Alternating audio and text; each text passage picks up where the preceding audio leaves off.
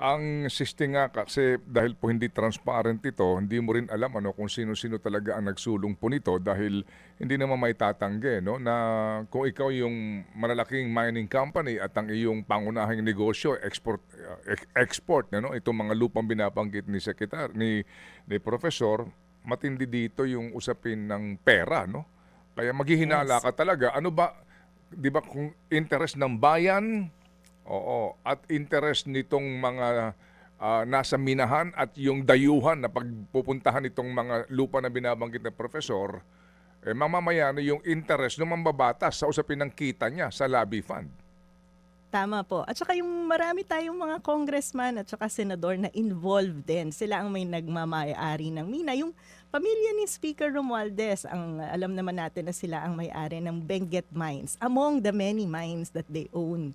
So, hindi ka na kailangan magduda eh. Kitang-kita na pumasa yung batas na to dahil pabor na pabor sa mga minero at ginawa to quietly at yung provision nga na sana nag-ban na ng pag-export ng lupa sa ibang bansa, lalong-lalo na sa China, ay biglang na-delete dito sa Bicameral Conference Committee. Kaya po ako, Manong Ted, nanggigigil talaga ako dyan sa BICAM na yan.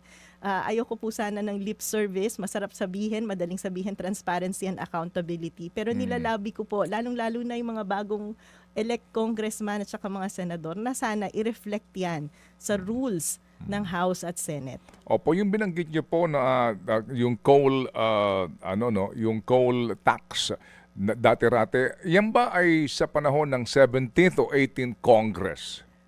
2017. Mm. 2017 po yan. Opo. Umasa. Opo. So, yan yung train law na pinag-usapan. Kasi po, aware din ako dyan dahil matagal na tayong naglalabi na ayusin ang tax sa sektor na yan. Ang coal po natin, may mga nagtatanong sa akin, sabi niya, baka ma'am tumaas ang presyo ng kuryente kapag tinax ang coal. Mahigit sa kalahati po ng coal na pinuproduce sa bansa ay in-export sa China. Tayo po ay bumibili ng coal sa Indonesia dahil yung quality ng coal natin ay yung low quality. So ang ginagawa nila, hinahalo yung low quality na yan sa magandang quality na nanggagaling sa Indonesia para mas magamit. So ganun Opo. po yung nangyayari doon. Okay. Ang inyo pong binabanggit na from 50 pesos to 100 pesos, yan po ba ay sa ano pong measurement? Per kilo? Metric ton po. So Metric, ang excise tax po na ini-implement, pumasa yung batas 2017, pinirmahan ni Pangulong Duterte. 2018, dapat nagbabayad na sila ng 50 pesos per metric ton. And then 2019, dapat po naging 100 na yan. And then beginning 2020, 150 na yan. Alam niyo yung nakakasama sa loob kasi hindi naman sa sinisingle out ko ang Semirara Mining, pero kasi po sila yung biggest producer ng coal sa bansa. They account for about 92 to 94% ng coal production. So biruin nyo, kung nagbabayad yan, 2024, dapat ang binayaran nila ay halos 2.5 billion pesos.